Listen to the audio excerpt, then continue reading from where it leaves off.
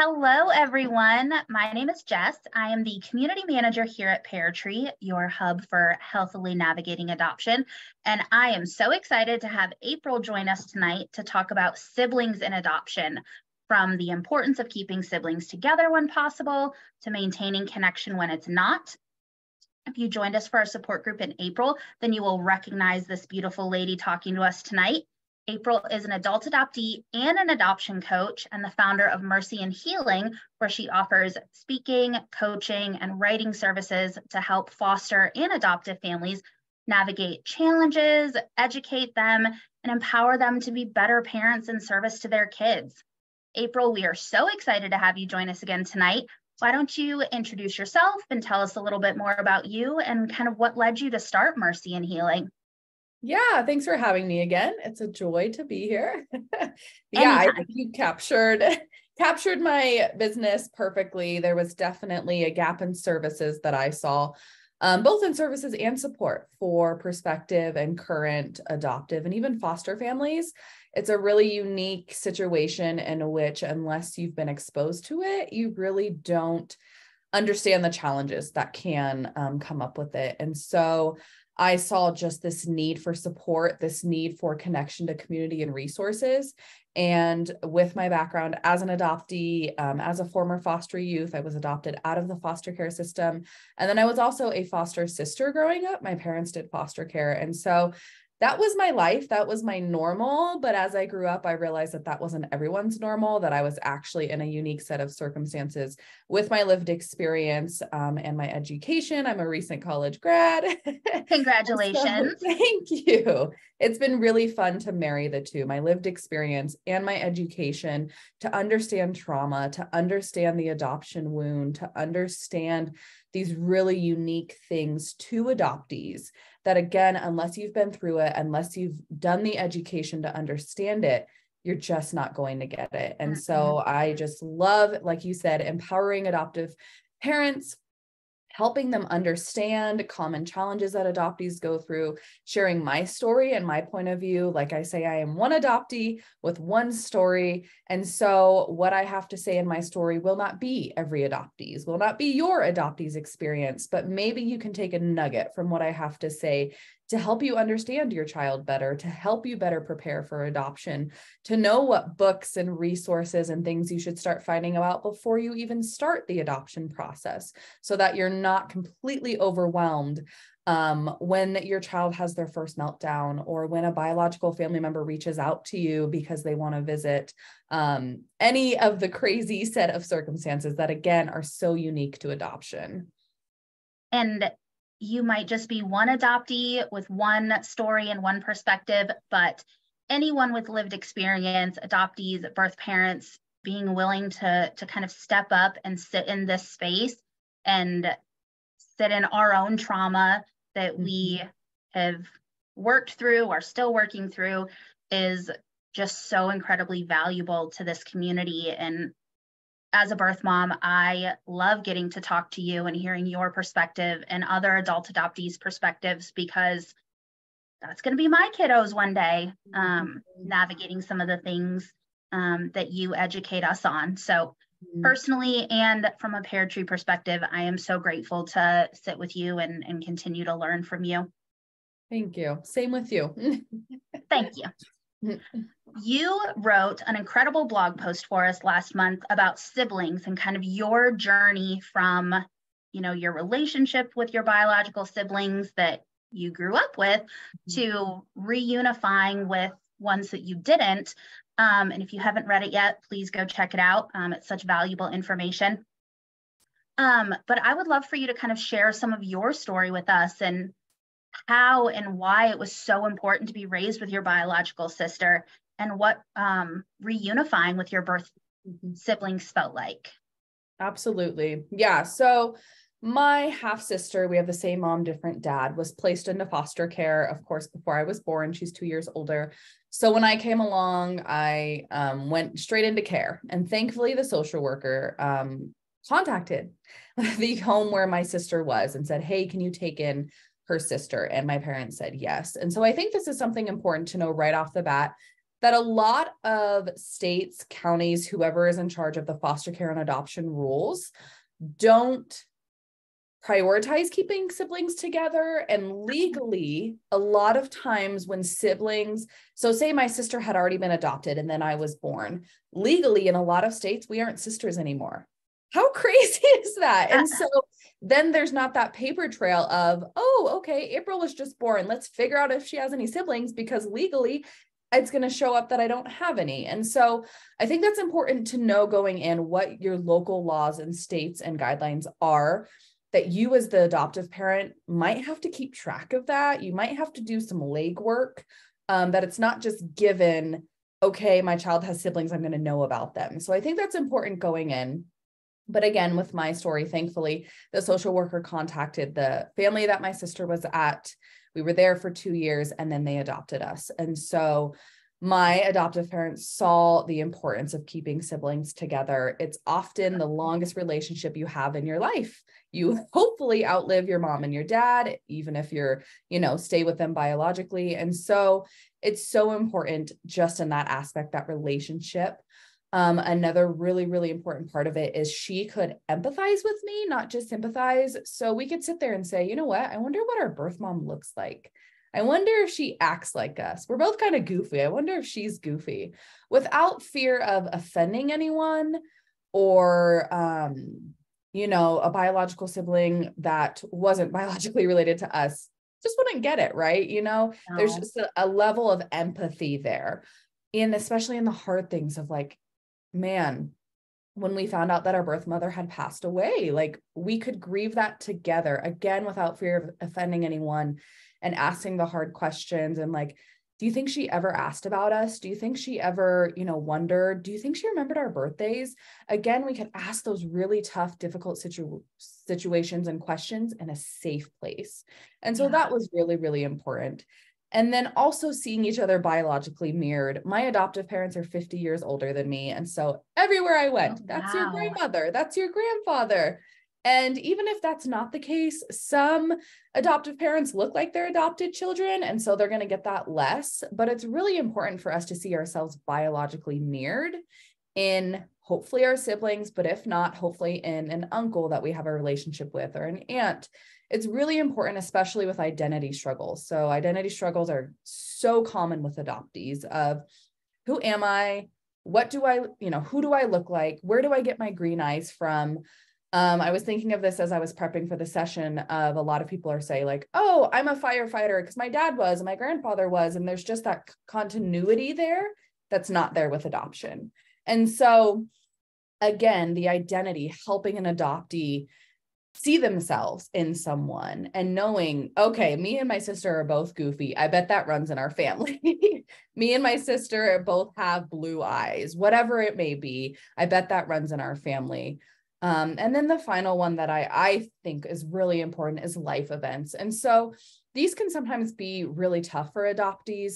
So birthdays, weddings, when we have our first babies, and again, just having someone who gets it. So having her at my wedding and just saying like, there may be grief today, like there's no biological family here to walk me down the aisle or to see this happen when we have our first kids. And, that's just, for me, was when all of the questions came out about my birth mom, again, of like, wow, I wonder what our birth mom was thinking when she went through this having us. And, what that was like for her. And was she struggling in the same ways that we're struggling? Again, just that safe place to ask those common questions, to wrestle through those things with, and just to have that lifelong relationship with is so important. I know so many, adoptees that have been raised as the only adopted kiddo in the household, and just hearing you talk about how much you value that relationship with your biological sister, and even someone else that could kind of empathize with you about those feelings of being adopted and the identity struggles and things like that, kind of tugs at my heartstrings. I want to kind of back up a little bit, because you mentioned mirrors, and we talk about it quite frequently, but For families that don't have the ability to find mirrors in a biological connection, what kind of recommendations do you have for families that need to find those mirrors outside of a biological connection or family members? Yeah, yeah. So definitely, I think, trying to find that biological connection first. And again, a lot of times people think that's just biological parents or just biological siblings, but it can be an aunt, it can be an uncle, it can be a grandfather, it can be a cousin, because they provide that most immediate biological mirror of someone who looks like me, someone who is going to have the same health challenges as me, someone who, just have more information about, they have that last name. That gives me one more thing to be able to track down someone maybe. And so I think, of course, that is so important. But I think kind of the next sphere outside of that is making sure your child is plugged in somewhere, somehow to their cultural background, to their cultural identity. And easier said than done. And I don't have firsthand experience in this. I'm white. I was raised in a white household. And so that was great. That was great for me. I don't have firsthand experience in those challenges, but in my education and talking with other adoptees, it is so, so, so important because again, there's just things that you're not going to understand if you're a different race, if you're a different ethnicity, even when it comes to hair, skincare, all of that. It's so important. Those are crucial parts of someone's identity. And so if you're not able to provide that for your child, you need to find someone who can and who will. You need to prioritize that.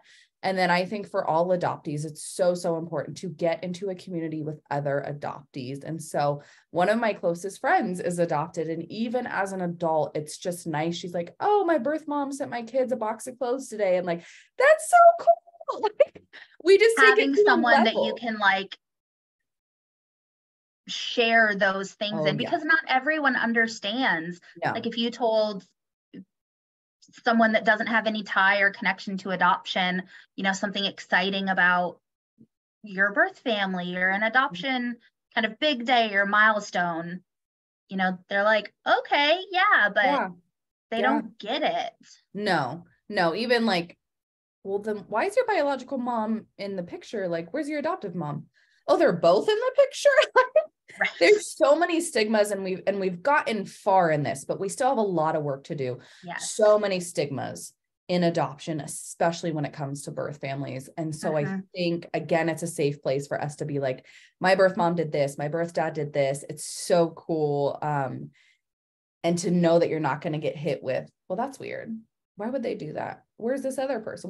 Where's your real mom and dad is what we got a lot, which we can have a whole nother session on that word. But yes, finding that community for your adoptee that looks like them, that can empathize with them, that can help them through challenges that you never will. And that takes a level of humbleness. It really does. Admitting you have to that put yourself you can't completely aside. Yeah, you have to admit to yourself that your child needs something and you can't provide it for them. Yeah. And I think it's crucial, absolutely crucial, so that they can have that, because again, that identity piece is so, so important for them. Absolutely. I am gonna veer a little bit. I'm gonna take something that you said and run with it. So in the need to find a biological connection wherever you can, what are your thoughts on adoptive parents seeking out those connections on behalf of their kids without birth parents' consent or knowledge? You know that they have an Aunt Susie that lives in Idaho. What are your thoughts on adoptive parents reaching out and making that connection outside of the birth parents? Yeah, absolutely. Yeah, I think this is such a specific situation, right? And so that's why I again, I'll share my adoption services, because it's such a unique situation. And so I love to be able to get into the nitty-gritty with my clients and say, like, okay, why are we sidestepping birth parents? You know, Yes. why are we not including them? Is there a challenge there? Okay. Can we do something to diminish the challenge? Or is it really something that can't be overcome? And, you know, there are situations where it's not safe to have relationships with birth families. Again, if you think that's your situation, please book a call with me, because I can really help you unpack what safety is. Unfortunately, I think that's kind of thrown out as an excuse a lot of times to not pursue relationship. And so, but yes, absolutely. There are situations where birth parents specifically are not safe. And so you do kind of have to sidestep them and not go through them. But again, look at yourself and what are the reasons for that? Is there something that I need to set aside? Is there, you know, pride, or is there a comfortability of like, I'm not really comfortable with that, but it's okay. It's safe with my child. It's just something that I wouldn't do. So again, really looking at yourself and making sure that you're not creating obstacles that don't need to be there, very frankly. But yeah, I think it's so important to have those connections. And so again, if it's not safe, if there's no way to go through the birth family to get to other family members, then I think it is important to try to reach those things, to try to make those connections. But these are relationships and it's messy, and Aunt Susie may call birth mom and say, oh my gosh, do you know what they did? So again, a lot of then you as adoptive parents have to be ready to handle those repercussions if absolutely birth mom reaches out to you. Mm-hmm. Yeah. And so again, it's like, I just saw this of like, you know, these situations are so nuanced and there are so many people involved and there are so many feelings and situations, and let me dive right in with you and like, let me walk alongside you, challenge you a little bit, try to help you maybe uncover some things that you didn't realize were there, but ultimately help your child. And absolutely, if that birth mom reaches out to you and says, why did you contact Aunt Susie? I've been trying for a relationship for 2 years and you haven't contacted me, then it's probably time to look inside and see what's really going on for sure. I think that is such an incredible perspective and such valuable advice. And I'm going to link when we record this and send it out to all of you, I'm going to link April's business website, Mercy and Healing, to book a one-on-one with her, because her perspective and guidance and education is just so incredibly valuable, especially when you're navigating some of these difficult and sometimes uncomfortable situations. Yeah. Kind of along the same lines, Ancestry, DNA, and 23andMe are so common nowadays. And I know of adoptive families that have done 23andMe or Ancestry DNA on their kiddos, sometimes even toddler age. What are your thoughts on that? Do you think it's okay for adoptive parents to do something like that, 23andMe or Ancestry or something like that, on their kiddos when they're still minors? Yeah, I think that's a really sticky situation. And again, it's so specific too of, you know, some case it may be, you may have an awesome relationship with birth parents and you have a conversation with them and they're like, oh yeah, that'd be totally cool. There's no fear of unhealthy or unsafe family members popping up. I think that would kind of be a unique situation. I think kind of one of my biggest perspectives in all of this is we need to place the child first. And a lot of times that kind of, you know, well, that seems a little selfish, but it really is important because there's so much trauma that has already happened to that child, and you have to look at it from their perspective. So if they could give you consent, do you think they would? If they turn 18, are they going to regret you doing that? Are they going to regret you not doing that?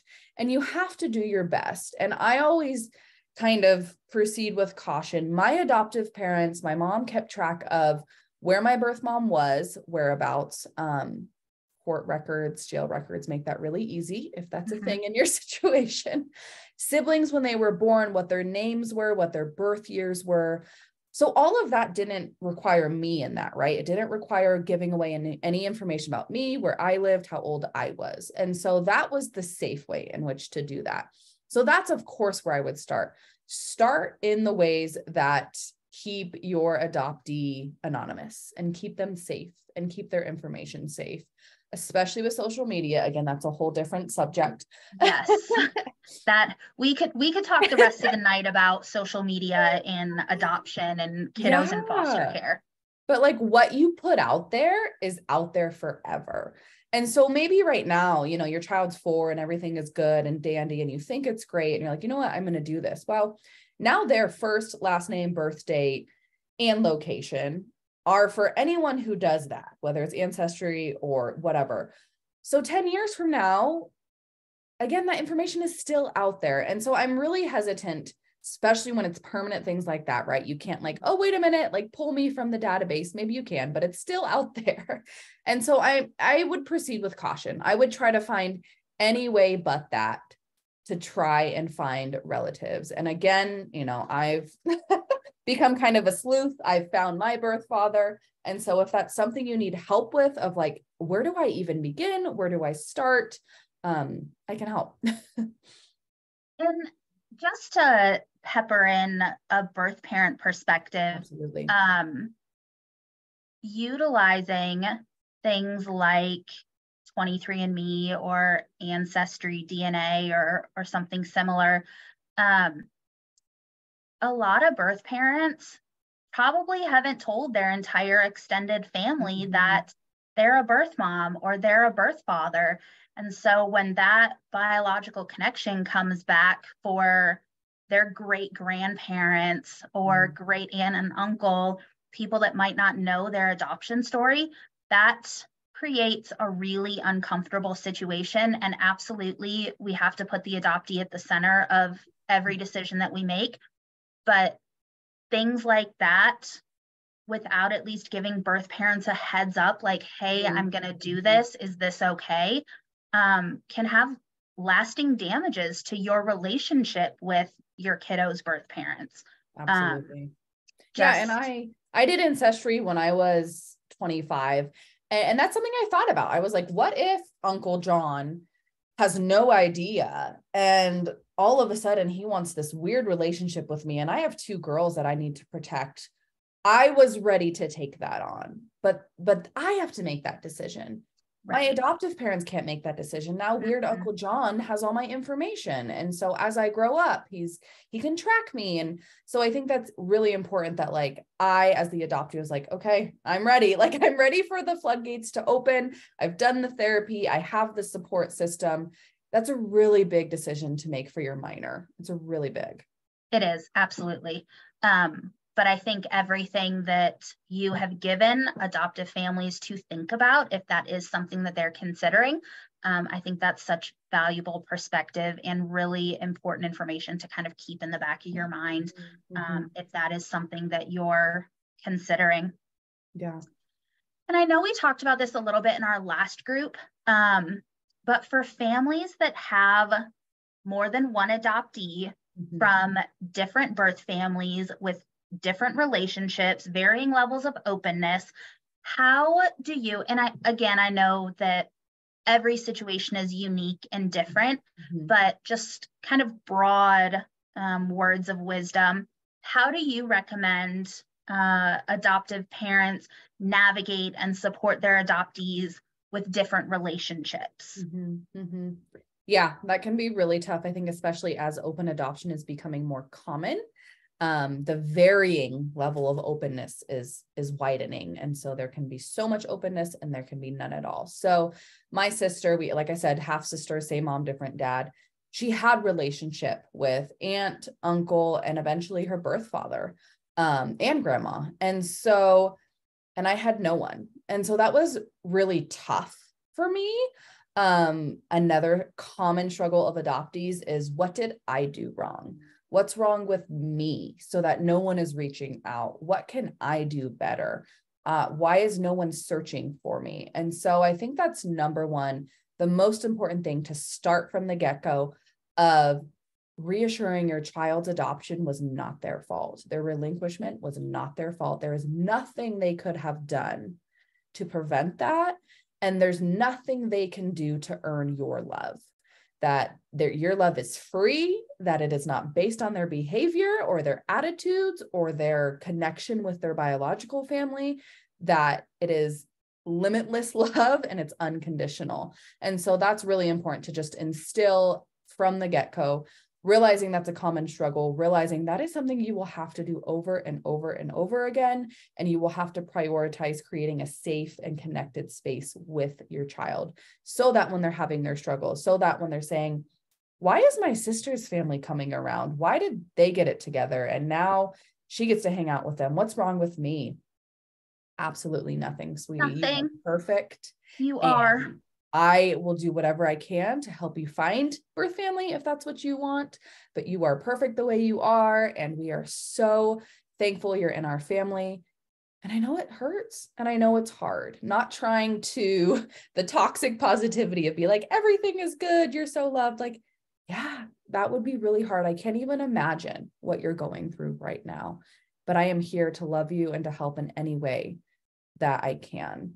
What was helpful for me, and this is completely out of adoptive parents' control, my sister's family actually included me. So when they picked her up to take her to the movies, they took me too. When they sent her Christmas gifts, they took me too. And her birth father said, gave himself the label uncle. And so it was just so special. And I still to this day have a relationship with them. And it is just, that's the best way. But again, you have no control over that. Right. And so kind of realizing, engaging that again, case by case, but if birth family, can they include other kids or could they hang out at the home? Would that be helpful for your other adoptees to just see a biological family connection, or would that cause more harm? And so maybe that changes where that child hangs out with biological family. And then again, the getting them involved in community, because even if you do adopt adoptees from different families, they're going to have differing perspectives, especially if the level of openness with biological family is different. And so finding another family that kind of looks like yours of, oh yeah, Johnny has contact, but Susie doesn't. And so, let's hang out with this family and let's get to know this family and let's do play dates so that hopefully our kids can start talking about, man, this is hard, huh? Doesn't it suck when your brother gets to go off and hang out with his family and we don't have any family? Again, realizing that there are things that you just won't be able to empathize with your kids about, and reaching out and finding that. And, sometimes that may be therapy. If your child's having a really, really hard time, finding an adoption competent therapist for them to work through that, because even if you do your best job at prioritizing connection and safety, therapy creates that automatically. They're with a licensed and trained professional who can really help them through those challenges. And so just knowing when it gets to that point of, I think we need to get professional help involved and help just navigating this really tough situation.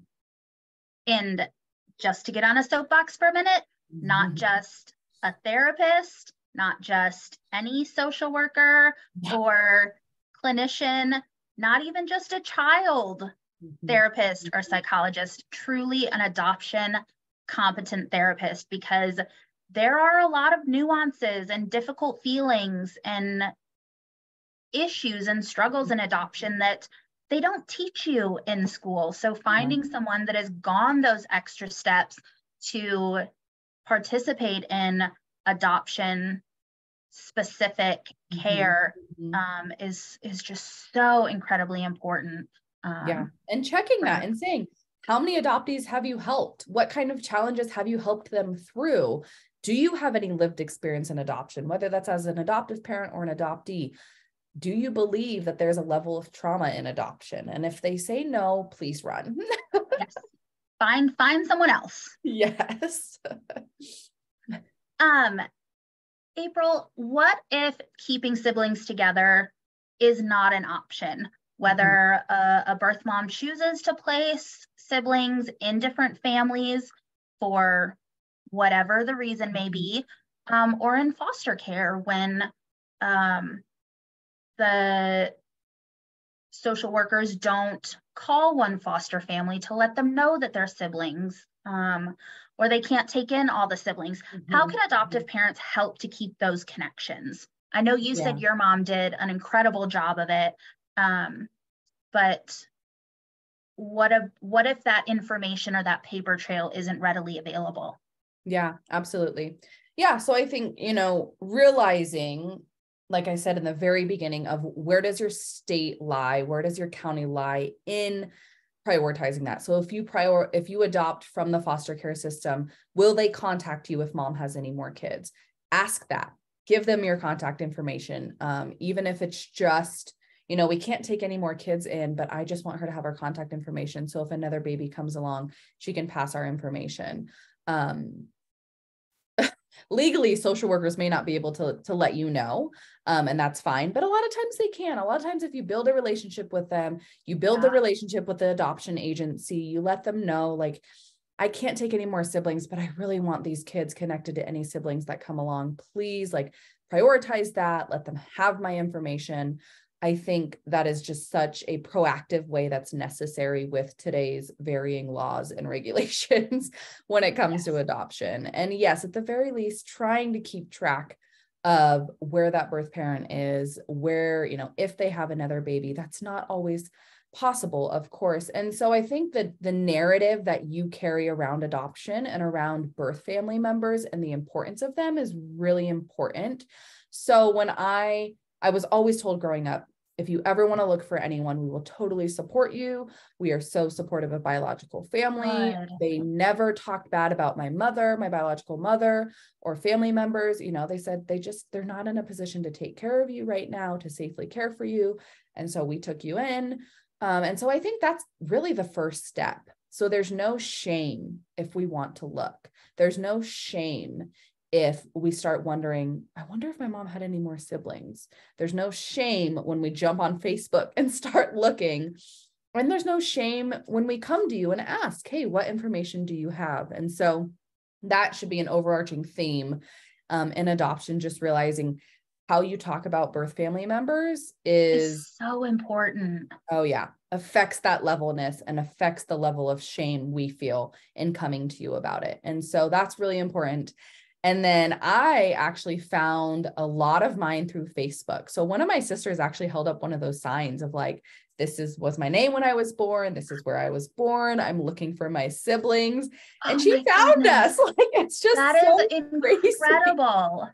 Yes, the level, like, social media has helped so much. And so just like, if I call my mom and I'm like, oh my goodness, we found another sibling. She's like, no way. What's their information? She's so interested. My adoptive mom, so interested. And like, what is their name? When were they born? Oh my goodness, that's so exciting. Even we've met up with a couple. So we found a couple through Facebook, my half sister's full brothers. There's two of them. So we've seen them the most. We've seen the oldest one once and the youngest one a couple times. And so again, it's just like, as soon as I'm done hanging out with them, I want to call my adoptive mom and tell her about it. Like, because I know she'll be excited for me. I know she'll ask questions. I know she'll think it's so cool. So I think that's really important too. Again, the attitude. Yes. Even if you don't empathize with it, you don't get it, seeing how much it means to your adoptee, and therefore it means that much to you too. And so it's been so cool to meet them. And it's just, again, the mannerisms are creepy. I'm telling you, like someone you've never met and they have kids and a family, and you're just like joking back and forth 5 minutes in, and you're like, what is this? Again, there's that level that nurture can never replace the nature part. It just can't. And so it's so cool and so important. And attitude about that, attitude about your adoptee coming to you about important things when it comes to biological family, that's the game changer. That's the difference between your adoptee coming to you and not. And hiding things from you. It really is. I love that your mom is so excited about your journey and finding your birth family and reuniting with your birth siblings. I know, especially the way that mainstream media kind of portrays adoptees searching for and reuniting with their birth family. It's almost always partnered with adoptive parents who are, well, why aren't I enough? Or they're defensive, or they feel like they did something wrong to cause adoptees to want to go out and search for birth family. And it's usually none of those things. In some rare cases, it could be, but it's usually not. And being excited and invested in their journey just deepens your relationship and helps you connect with each other on a deeper level. Yeah. And that's why I think the destigmatization of birth families is so important, because I'm a mom and I get, like, you just want to protect your child, whether that's your adopted child or your biological child, you want to protect them. And so if you're fed this false narrative that biological family is dangerous and they want to take their kid back and they're these horrible lifetime people, yeah, you need to protect them from, then absolutely your guard is up. Absolutely. You're like, I need to defend. And so again, that's where I love to do some really hard work with my clients, because it's, okay, is this narrative that you've come up in your head, what are the facts that back that up? What are the real life situations that have happened to prove that they're dangerous, to prove that they want their child back? Or no, is that just a hurting parent who's desperate to have any type of relationship with their biological child? And so I think that's really important, of destigmatizing those false narratives and really being truthful and seeing birth parents as humans. And I think I say this all the time, but I think we are so much closer to being a birth parent than we realize. But we have community, but we have financial support, but we have family that will take us in if we lose our jobs. And so really, when you start to dig into that, you realize, I'm not far. If my family disappeared and my job disappeared and my community disappeared, I'm homeless. And then what? Then CPS is at your tent, And so again, just like digging into the facts and not getting wrapped up in these false narratives that TV and movies love to portray. Exactly. Which is a whole nother conversation that we could have. Yes. Because that's another one of my favorite soapboxes to hop up on. Yes. Yeah. Well, did we miss anything? Was there anything else that you wanted to get into about siblings or reunion or maintaining those relationships? Yeah, I just wanted to put a little plug, and I think I said this in the last one, but I'll say it again, because a lot of times adoptive parents want to, right? They want to facilitate those relationships, but they just don't know where to start. Like, this person is a stranger. There's been some really tough situations, circumstances. I don't know where to start. And so Post Resource was founded by 2 adult adoptees who put out beautiful, beautiful resources. Once a month, they send out writing prompts, which are so cool. Sometimes when I'm talking to my birth dad, I'm like, okay, what do we talk about now? And so they're just fun prompts of, what's your favorite color and what are you doing this summer? And so it's just such a special, tangible way for then your adoptee to send the biological family that letter of, hey, this is what I'm doing this summer. What are you doing? Yes. And it also comes with a beautiful box to keep everything in. And so I think it's such a low barrier way to start that connection if you're just like, I don't know where to start. And so I just wanted to plug that your feelings are valid as an adoptive parent if this does seem like a very big mountain to climb, but there are resources out there. I'm out there to help, Post Resources out there to help, and you just have to handle it one step at a time. Yes, I could not have said that any better. And I will also include the link to Post's website in this recording, because you are absolutely correct. Andy and Claire did just such an incredible job building Post and put so much thought and care. And Andy is a social worker, so all of the prompts and the updates and the worksheets, she really put a lot of not only her personal experience, but professional experience into building those boxes, and just an incredible resource. I encourage everyone to go check them out. April, thank you so much for joining us tonight. You can find April over at mercyandhealing.com. I encourage everyone to book a one-on-one with her. Her perspective and education and insight is incredibly valuable. And I am so grateful for all of these conversations that we get to have. Same, friend. Thank you so much for having me. And yes, I look forward to seeing everyone over at my site. Yes, absolutely.